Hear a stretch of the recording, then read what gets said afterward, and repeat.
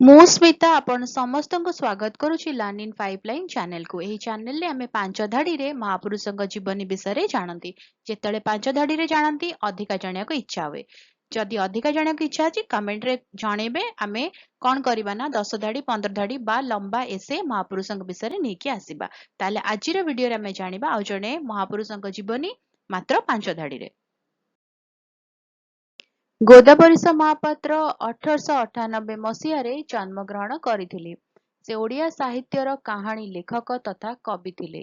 ସେ ମାସିକ ସମାଲୋଚନା ପତ୍ରିକା ନିଆଁଖୁଣ୍ଟାର ପ୍ରତିଷ୍ଠାତା ଏବଂ ସମ୍ପାଦକ ଥିଲେ। ଟୁଆଁ ଟୁଇଁ, ମାଗୁଣିର ଶଗଡ଼ ଆଦି ଲେଖା ଅନେକ ପ୍ରଶଂସା ପାଇଛି। ତାଙ୍କର ଦେହାନ୍ତ 25 ନଭେମ୍ବର 1965 ମସିହାରେ ହୋଇଥିଲା। ରହୁଛି, ଦେଖା ହେବା ଆଗାମୀ ଭିଡିଓରେ। ନମସ୍କାର।